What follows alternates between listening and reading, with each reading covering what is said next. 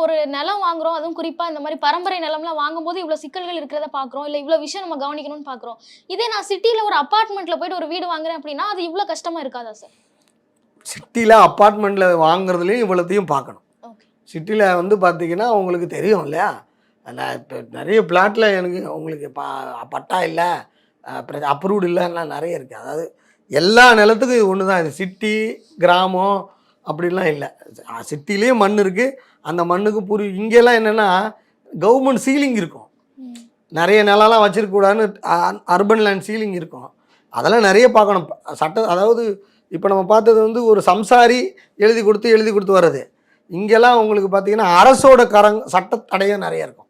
இந்த இடத்துல நீங்கள் இவ்வளோ லேண்டுக்கு மேலே வச்சுருக்கக்கூடாது, அந்த நகர்ப்புற உச்சவரம்பில் இருக்கும், புறம்போக்கான வச்சுருப்பாங்க, அரசு பாதைக்கு எடுத்திருக்கோம்.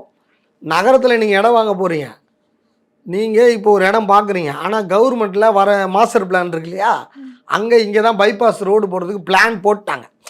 டிராயிங்கில் மேப்பில் ரோடு இருக்குது, ஃபிசிக்கலாக ரோடு 20 வருஷம் கழிச்சு தான் வரப்போகுது. அதை நீங்கள் வாங்கினாலும் அது வேஸ்ட் தான் நாளைக்கு. அப்போ அதெல்லாம் நம்ம பார்க்க வேண்டியிருக்குன்னு நான் சொல்லுவேன். ஆனால் இப்போ நிறைய பில்டர்ஸ் இருக்காங்க, இது ஒரு கார்பரேட் ஸ்ட்ரக்சர்ல இயங்குது இல்லை சார்? அப்போ நம்ம அவங்கள நம்பி பில்டர்ஸ் வந்து இப்போ வந்து பார்த்தீங்கன்னா முதல்ல அது அன்ஆர்கனைஸ்டாக இருந்தது. இப்போ ரியல் எஸ்டேட் ரெகுலேட்டரி அத்தாரிட்டி இதெல்லாம் ஸ்க்ரூட்டனிங் பண்ணி ஃபில்டர் பண்ணி வடிகட்டி பண்ணுறாங்க. இந்த அப்ரூவல் டிபார்ட்மெண்ட் சிஎம்டிஏ டிடிசிபி அவங்க இந்த மாஸ்டர் பிளானெல்லாம் செக் பண்ணுறாங்க. இங்கே ரெவன்யூ டிபார்ட்மெண்ட்டில் என்ஓசி வாங்க வேண்டியிருக்கு, அக்ரியில் என்ஓசி வாங்க வேண்டிய, உங்களுக்கு எல்லாத்துலேயும் இப்போ என்ஓசி வாங்க வேண்டியிருக்கு. அப்போ அங்கே அவ்வளோ ப்ராசஸ் அவங்க நெருப்பில் நின்று நிரூபித்து தான் ஒவ்வொரு பில்டராக வராங்க. அதனால் இப்போ பயப்பட தேவையில்லைன்றேன். ரெகுலேஷன் இல்லை 2017க்கு முன்னாடினா கொஞ்சம் கஷ்டம்தான். இப்போ உங்களுக்கு 90% வந்து நல்லது தான் உங்ககிட்ட வந்து நிற்கிது. அடுத்தது திருப்பியும் பரம்பரை சொத்து அது சம்பந்தமா பேசலாம்னு நினைக்கிறேன். இப்போ பொதுவாகவே ஒரு பரம்பரை சொத்து வருது அப்படின்னா பெரும்பாலும் உயில் எழுதி வச்சிருப்பாங்க. சில குடும்பங்கள்ல உயில் எழுதாம கூட ஒரு விஷயங்கள் நடந்திருக்கலாம். அப்படி ஒரு பரம்பரை சொத்துக்கு உயிலே இல்லை அப்படின்னா அந்த குடும்பத்துல யாருக்கு சொந்தம், அந்த குடும்பத்தினர் அதை எப்படி அணுகணும் சார்? பரம்பரை சொத்துல இந்த சொத்துக்கு ஒரு பத்திரம் அந்த காலத்தில் இருந்துச்சுன்னு வைங்க. 1927ல் ஒரு ராமசாமி கவுண்டர்னு ஒருத்தருக்கு சொத்து இருக்குன்னு வைங்க. அப்போ அவர்கிட்ட தான் மூல உரிமையாக தான் முத அவர் வாங்கியிருக்கார், பர்ச்சேஸ் பண்ணியிருக்கார். அதுக்கப்புறம் இன்றைக்கி வந்து 5 தலைமுறை வந்துருச்சு, ரைட்டுங்களா? இப்போ இந்த உரிமையை கேட்குறீங்க, இதுக்கு நாம் என்ன பண்ணுவோன்னா வம்சாவளி வரைபடம்னு ஒன்று வரையணும். ராமசாமி கவுண்டருக்கு 2 பொண்டாட்டி, ரைட்டா? அதுக்கப்புறம் அவங்களுக்கு இத்தனை 5 வாரிசு, அப்புறம் அந்தந்த 5 வாரிசுக்கு இத்தனை பொண்டாட்டி, இத்தனை பசங்க, இப்படின்னு போட்டு ஒரு 100 பேர் வருவாங்க, 150 பேர் வருவாங்க. இவ்வளோ பேருக்கிட்டையும் பரம்பரை சொத்தில் நீங்கள் கையெழுத்து வாங்கினாதான் எந்த தடையும் இல்லாமல் அந்த சொத்து வந்து இறங்கும். எந்த உயிலும் இல்லைனா, இப்போ ராமசாமி இருக்கார் கவுண்டரு, அவர் சொத்தை வாங்கிட்டார், அடுத்து அவர் தன்னுடைய பேரனுக்கு எழுதிட்டாருன்னா ஒரு 2-3 வம்சாவளி நின்று போயிடும், ரைட்டுங்களா? ஆக எல்லா பரம்பரைன்னு சொல்லிட்டீங்களா, அந்த பரம்பரை மொத்த ஜீனாலஜியும் கையெழுத்து போட்டால் தான் நீங்கள் சொத்தை வாங்கணும்.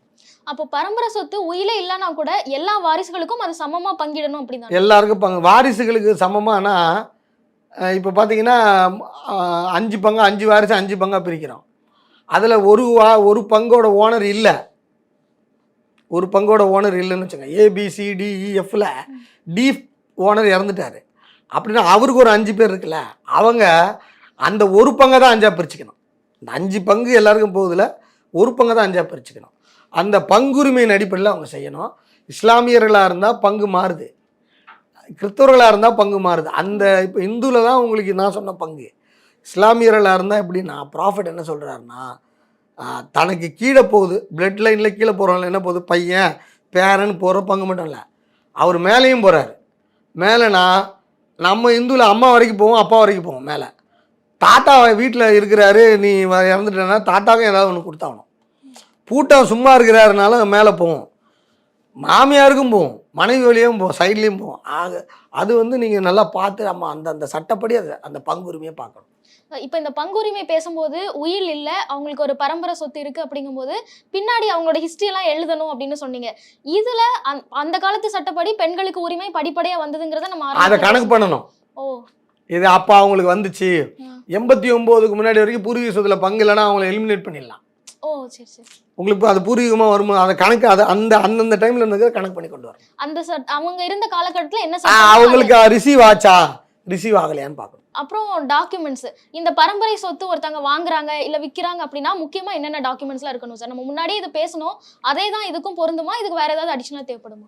இல்லை, இப்போ பரம்பரை சொத்துல வாங்குறா விற்கிறீங்கன்னா பரம்பரை நிரூபிக்கிறதுக்கான இறப்பு சான்றிதழும் வாரிசு சான்றிதழும் அது நமக்கு கண்டிப்பாக வேணும். நான் சொன்ன மாதிரி மூல உரிமை பத்திரமோ அதுக்கப்புறம் அடுத்தடுத்து பத்திரங்கள் இருந்தால் பத்திரம் இருக்காது. ஒரு பத்திரம் இருக்கலாம், ஒரு ஆவணம் இருக்கலாம் ஃபுல்லாக. அடுத்து ரெவன்யூ டாக்குமெண்ட், பொசஷனில் இருந்திருப்பாங்கல்ல, என்ஜாய்மெண்ட்டில் இருந்திருப்பாங்க, அதுக்கான patta chitta SLR RSLR OSLR அது போன்ற ஆவணங்கள் அவங்க வச்சுருக்கணும்.